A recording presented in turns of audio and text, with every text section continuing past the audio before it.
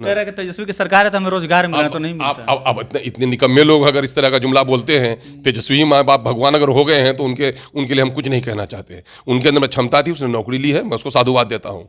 Hiroshima Nagasaki पे बमबारी हुई और वहाँ पर केमिकल प्रदूषण की वजह से बच्चे विकलांग पैदा हो रहे हैं, लेकिन बिहार की शिक्षा जगत पर आपने जो बमबारी की है, बिहार की आने वाली पीढ़ी 200 साल तक मानसिक विकलांगता से नहीं निकल पाएगी। का पूजा है ना, दीपावली है ना, जितने लोग लद्दत के आते हैं बाहर से, कहीं दूसरे स्टेट में जाते हैं क्या, इनका क्या बुरा हाल करके रखा है, पलायन जिनकी मजबूरी हो गई है।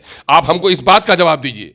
नीतीश कुमार जी कह रहे थे अभी आलोक मेहता जी को कि आप ये मत कहिए कि मैंने किया, कहिए सरकार ने किया, तो जाहिर है ये बधाई तो माननीय मुख्यमंत्री जी को भी जाता है। तो सब यहाँ पर 80,000 से ज्यादा उर्दू के टीचरों की जगह खाली पड़ी हुई है। बदमाशी करके डीओज ने और हेडमास्टर्स ने रिपोर्टिंग कर दी, जहां सब फ्रॉड होता है क्या। अरे सारा मुबारकबाद तो दिया माननीय मुख्यमंत्री पाठक जी को। अगर पाठक जी ही काबिल हैं तो इसके माने इनके मंत्री कहां चले गए। 9th पास कर रहा है, 10th पास कर रहा है, 11th 12th पास किया जा रहा है और नतीजा ये हो रहा है। आप कह रहे थे कि साहब हमारे टीचरों में, बिहार के लोगों में क्षमता नहीं है, इस क्षमता को गिराया किसने है। हमले में अगर किसी को मुबारकबाद देना चाहिए तो क्या पाठक जी को देना चाहिए। इन लोगों को काम का क्या बांटने के लिए आते हैं, इनको पढ़ना ही नहीं चाहिए। जब इनका शिक्षा मंत्री का पता नहीं कि कहां खो गया, अखबार में देने की जरूरत है कि लापता हो गया है ना। जिस तरीके से तेजस्वी यादव जब इलेक्शन हो रहा था तो वो वादा किए थे कि अगर हमारी सरकार बनेगी तो पहली कलम से पहली कैबिनेट की मीटिंग में 10 लाख रोजगार देंगे, लेकिन वो मुख्यमंत्री तो नहीं बने, लेकिन सत्ता जब परिवर्तन हुआ तो वो उप मुख्यमंत्री बन गए। और यहाँ तक कहा जा रहा है कि 1 साल में 4 लाख उन्होंने रोजगार दिया है। और पूरे भारत के इतिहास में पहली बार हुआ है कि पटना के ऐतिहासिक गांधी मैदान में 1,20,000 से ज्यादा शिक्षकों को नियुक्ति पत्र बांटा गया।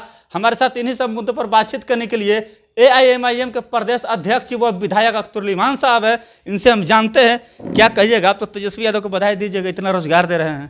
मामला ये है कि अगर मैं बधाई दूं या न दूं, अगर बधाई न दूं तो उन बेचारे टीचरों का दिल टूटेगा जो लोग अभी खुशी खुशी हैं। लेकिन मैं बधाई देने से पहले चाहता हूं कि हिसाब किताब की बात हो। ये उप मुख्यमंत्री बनने के बाद भी उन्होंने इस बात को दोहराया था कि 10 लाख को नौकरी देंगे, और ठीक है उस सिलसिले में प्रयास कर रहे हैं। लेकिन ये अगर कह रहे हैं कि पूरे देश में इतने ज़्यादा लोगों को नौकरी दी गई बुला कर एक जगह, तो मैं समझता हूं कि एक रिकॉर्ड हो सकता है। लेकिन पूरे देश में इतने लोगों को नौकरी देने का सबसे बड़ा फ्रॉड भी अगर हुआ है तो वो भी इसी में है। 1,70,000 लोगों की वैकेंसी निकली थी। आप ये बताइए कि पिछले 32 सालों में समाजवादियों की सरकार रही है ना, लालू जी की सरकार रही और नीतीश जी की सरकार रही। इस 32 साल में जबकि BA करके लोग जाकर ठेला चलाते हैं, रिक्शा चलाते हैं दिल्ली में, आपने एजुकेशन को किस धरातल पर पहुंचाया है कि 1,70,000 में 1,70,000 यहाँ बेरोजगारी है और 1,20,000 की ही बहाली आप कर पा रहे हैं। बाकी लोग क्यों नहीं कामयाब हो पाए। जिस सब्जेक्ट में जितनी वैकेंसी थी उससे कम लोग पास कर रहे हैं, इसके माने आपका एजुकेशन सिस्टम कितना गड़बड़ाया हुआ है। और इन टीचरों को अभी आपने बहाल किया है और एक टीचर के पास 150 बच्चे हैं। शिक्षक के बच्चों के अनुपात में जो स्टैंडर्ड माना जाता है 30 बच्चों पर एक शिक्षक, वो नहीं 40 बच्चों पर एक शिक्षक, और यहाँ 140 बच्चों पर भी एक शिक्षक नहीं है। ये किस सरकार की जिम्मेदारी है, कसूर किनका है।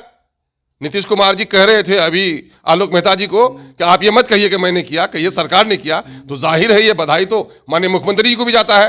तो 17 साल 18 साल का हिसाब ये दें और 15 साल का वो दें कि इतने दिनों तक गरीबों के बच्चे जिन सरकारी स्कूलों में पढ़ते रहे, रिक्शा चालकों के, ठेला चालकों के, ककड़ा खाने वालों के, भैंस चराने वालों के ही बच्चे थे ना। तो सबसे नाइंसाफी तो उन्हीं के साथ हुआ ना।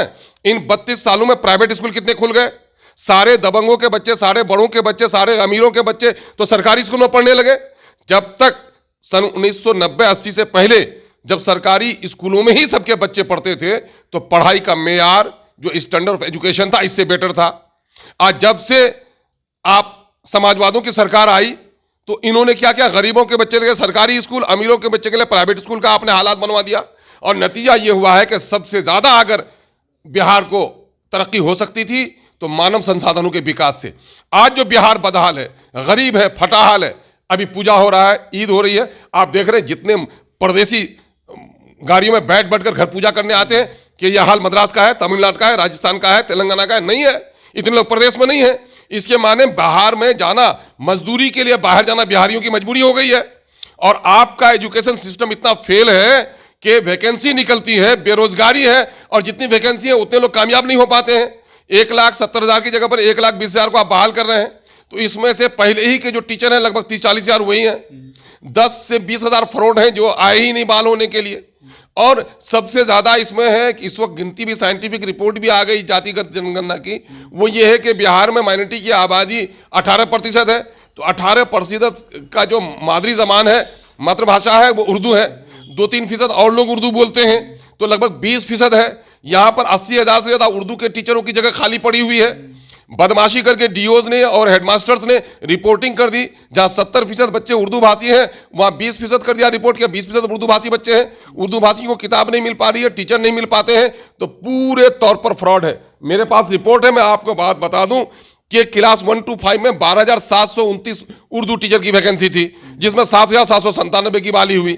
9 से 10 में 4,738 की जगह थी, 1,612 सिर्फ बहाली हो पाई। 11 से 12 में जो है वो 3,595 सीट की वैकेंसी आपने दी है और सिर्फ 145 बहाल हो पाए। क्या मतलब ये 3,595 में 145 सीट बहाल हो रहे हैं? क्या मतलब? धोखा नहीं दिया, फ्रॉड नहीं किया उर्दू आबादी के साथ? तो ये पूरे तौर पर एक फ्रॉड का खेल है, ये जालसाजी है। दूसरा मामला ये किया कि साहब आपने उर्दू के साथ SC ST को जोड़ दिया है, संवैधानिक कंपल्सन है, आपने अच्छा किया। 1 बार की, 2 बार की, 3 बार की वैकेंसी में नहीं आया तो चलिए साहब, अब आप उसको 2011 में, 16 में, 19 में आपने बहालियां की हैं। अगर नहीं आया तो आपको डी रिजर्व करना था। फिर आप उर्दू को अलग से क्यों इकाई मान रहे हैं? आप टोटल जितनी वैकेंसी आ रही है उसमें जनरल सीटों में ले लीजिए SC ST के लोगों को और उर्दू के लोगों को बहाल कीजिए। इससे ST ST को धोखा दिया जा रहा है कि उनको उर्दू में दिखा दिया गया, जनरल में उसका कोटा नहीं देकर के उर्दू में घुसा दिया गया, उनकी इधर बहाली नहीं कराई जा रही है और उर्दू आबादी को उर्दू टीचर से महरूम किया जा रहा है। इतना फ्रॉड होता है क्या? अरे सारा मुबारकबाद तो दिया माननीय मुख्यमंत्री पाठक जी को। अगर पाठक जी ही काबिल हैं तो इसके माने इनके मंत्री कहाँ चले गए, इनके मुख्यमंत्री कहाँ चले गए? इतने दिनों तो पाठक जी को क्यों नहीं लेके आए? और पाठक जी का हाल यह है, पाठक जी जब स्कूल में जाते हैं और टीचरों को बोलते हैं बच्चे क्यों नहीं है जी, तो बोलता है कि सर वर्ग में रहने की क्षमता 50 बच्चे की है, इनरोलमेंट 150 बच्चे का है, मैं क्या करूं?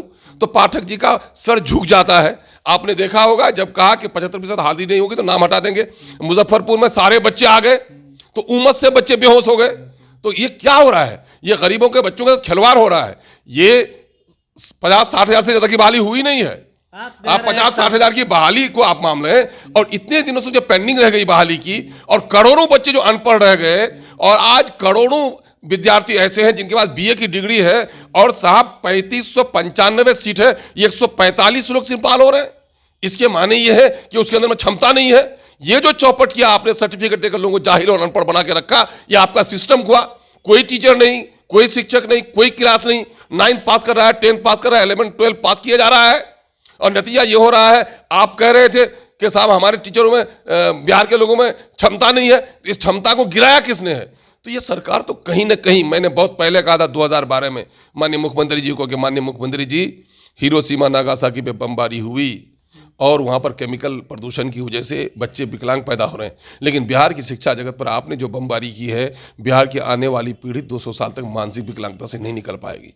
और वो कथन मेरा सत्य है कि 3,595 की वैकेंसी और 145 लड़का ही पास होता है, तो बम गिरा की नहीं, इनका जो हुआ कह रहे हैं सीधा तौर पर ये फ्रॉड हो रहा है। बिल्कुल बिल्कुल फ्रॉड है साहब। लेकिन बिहार से बाहर के भी जो शिक्षक आए, यूपी के, गुजरात के, बंगाल के, झारखंड के, वो लोग तो तारीफ कर रहे हैं सरकार तो जिनको नौकरी मिलेगी, 12,000 को जिनको नौकरी मिल गई, जिनका घर बच गया आग से, तो वो तो मनाएगा कि साहब हमारा बहुत कुछ मामला हल हो गया। जिनका घर जल गया, अरे जिनका 90 का घर जल गया है उनकी ना बात करो, एक का घर बच गया है उनकी बात क्यों करते हो?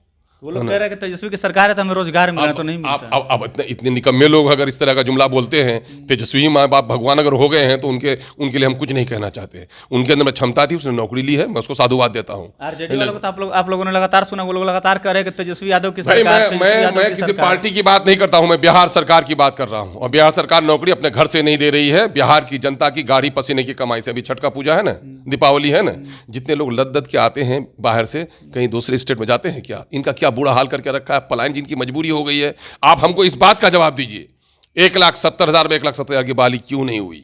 ये 10,000 फ्रॉड कौन है? आंसर शीट में बच्चे कहते हैं कि मेरा नंबर आता है 65, मेरा नंबर आता है 70 और हमको दे दिया गया 25, हमको दे दिया गया 30। ये मैटर ऑफ इंक्वायरी है, जांच का विषय है। ये सारे मामले कहाँ चले जाएंगे? और मैं तो मुझे शर्म से सर डूब के निकलता है कि अगर सब कुछ कह के पाठक जी हैं तो लोग किस काम के हैं? इस मामले में अगर किसी को मुबारकबाद देना चाहिए तो क्या पाठक जी को देना चाहिए। इन लोगों को काम का क्या बांटने के लिए आते हैं, इनको बांटना ही नहीं चाहिए। जब इनका शिक्षा मंत्री का पता नहीं कि कहाँ खो गया, अखबार में देने की जरूरत है कि लापता हो गया है ना। सब कुछ अगर इनके अफसर ही हैं तो ये क्या करने के लिए, किसके हथ की मूली है ये। चलिए, तो साफ तौर पे अख्तरुल इमान साहब का कहना है कि शिक्षा को जो है इन लोगों ने बर्बाद करके रख दिया है। और इनका साफ तौर पे यह भी कहना है कि जिस तरीके से बिहार से मजदूर जो है मजबूरी में पलायन करके बाहर जाते हैं, अभी छठ का माहौल है, छठ का पर्व है और दीपावली है, तो लोग भर भर के ठूस ठूस के आ रहे हैं। और इनका साफ तौर पर कहना है कि जिस तरीके से ये जो बहाली हुई है ये बिल्कुल फ्रॉड है। जिस तरीके से 1,72,000 की वैकेंसी निकाली गई थी, सिर्फ और सिर्फ 1,20,000 की नौकरी क्यों मिली। तो इस पर आपकी क्या प्रतिक्रिया है, कमेंट में जवाब जरूर दीजिएगा। तब तक के लिए बहुत बहुत धन्यवाद।